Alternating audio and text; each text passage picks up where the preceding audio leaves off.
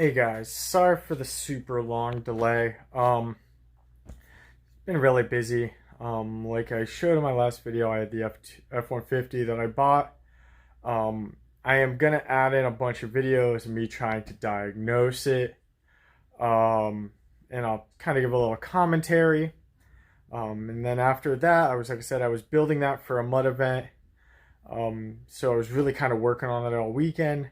Not really working 100% on filming videos or anything because I was just focusing on that. There was a lot of going back and forth, a lot of trial and error, a lot of just trying to figure things out. I ended up getting it figured out, which I'll go through the commentary. I'll do commentary over some different little sample videos, and then I'll let you guys know exactly what it was. I haven't done anything with the Dodge. I haven't completely forgot about it. I've still been trying to find the seatbelts, but I'm trying to go cheaper on it. Because I did replace the seats and now I no longer have stock seatbelts, I have been looking for 99 or around then extended cab F250 seatbelts, ones that hang from the ceiling.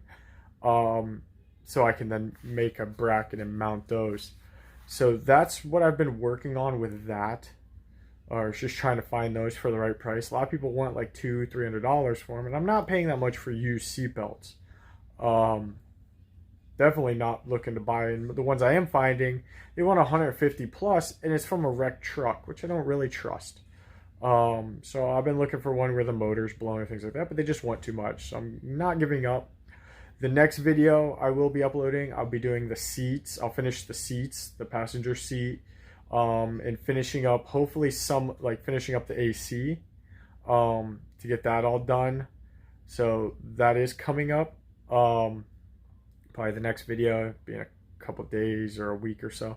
I'm going to try and get back on rotation. I know I said I was last time, but then I got to the point where I really needed to grind on this mud truck to go to a mud event, and I was going to film it. And about a week before the mud event, I had an opportunity I couldn't pass up. I have the opportunity because it was my 1-year anniversary during that weekend, so I made the decision, don't go to a mud event for your 1 year. So I took my wife on a cruise. So that took a lot of time up, and well, it wasn't the best experience. I would have rather went to the mud event, but you learn. We tried a different cruise line than what we normally go on. Just wasn't our thing. Don't care for that company. Won't say the company because a lot of people may like them. A lot of people may not like them. It's up to you. Every cruise is different, and every company is based on what you like or don't like.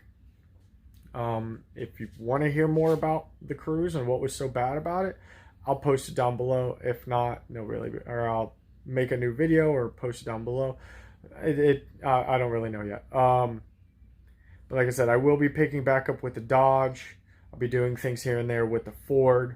But let me get to uploading or putting the videos together, and I'll be doing commentary over it, so you can see what all happened with it, what all went wrong, what all we figured out, and yeah, go from there.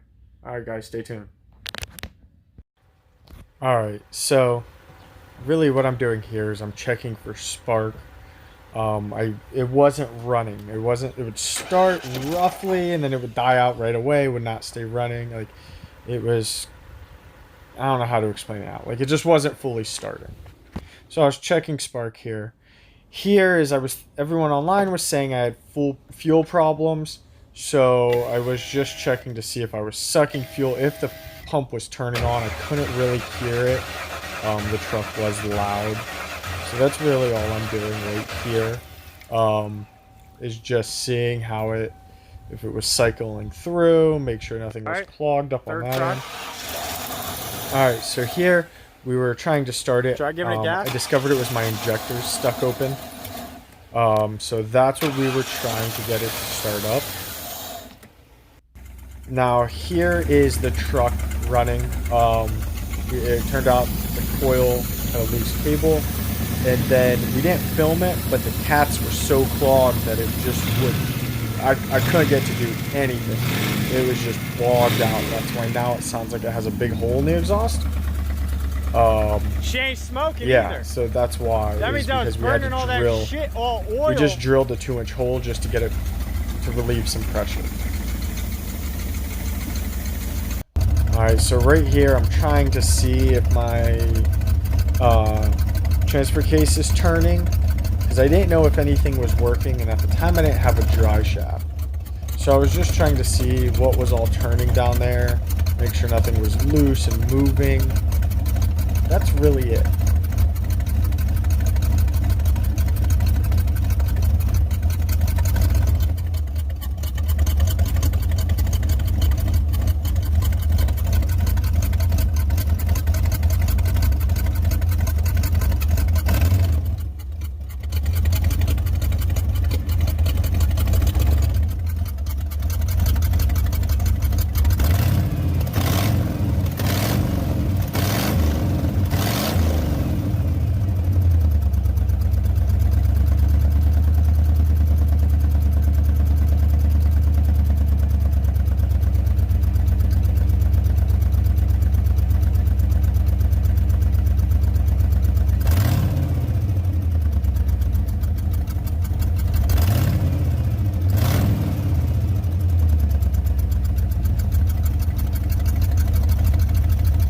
Alright, so in this next video coming up, we end up just cutting it off right after the exhaust manifold. So that's just us revving up to see if it would rev up a little smoother, things like that. Alright, this is me trying to set up the camera. We had a break in the brake line in the back, and we were losing all our brake fluid. So I'm just seeing if my fix worked. It didn't. We end up getting it fixed later on. Now on this next one, right here, we got it running. We're moving. We also have the front drive shaft in. So what I'm doing is I'm bringing it onto the road so I can put it full low. If I don't have it in full low and I accelerate hard, it breaks the back wheels loose because there's no weight. So what I'm doing here is I'm going to put it in, or not full low, but just 4-wheel. I'm going to put it in 4-wheel. I'm going to get out, I'm going to lock the hubs once the person passes, which you'll see. I'm going to get on it. Kind of sounds like it wants to die out. I don't know if it's just the angle of the camera and the microphone and whatnot, but it didn't do that in person. But we're just seeing if we can break the back wheels loose and make sure the front's turning. If the rears don't break loose, then well, the front's kicked. We end up testing it on grass, and I could get all the tires to chirp in grass. Not chirp, but break free. It would have spun the back tires. Said it would have spun the back tires.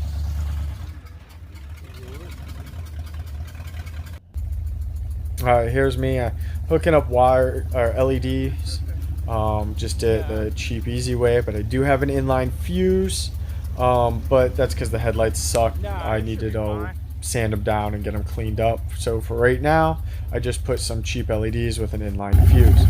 Now here's me messing with brake lights. I didn't hook up all the lights, but I did hook up the actual brake part of it, so that even in the dark at a mud event, we're somewhat safe.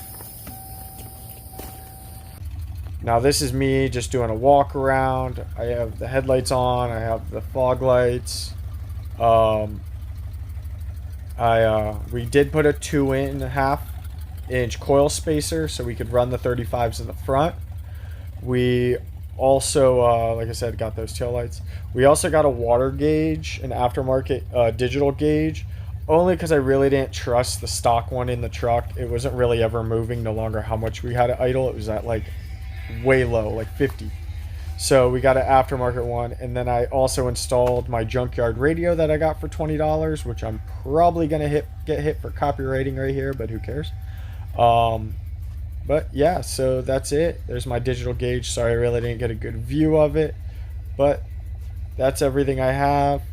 We're then gonna be putting more onto it. We will be putting a flatbed. We're just gonna make it out of plywood, and then I'm going to seal it up with heavy duty sealer. Here's some photos of it as I was taking or building it up, like with the spacer and the 35s. Here's one of the water gauge. It's super redneck, just ABS plastic with the water gauge in it. Here's the interior before we did really anything to it. Not much has really changed. But that's the build so far. Hope you guys enjoy it. Like, subscribe, and share, and have a good day.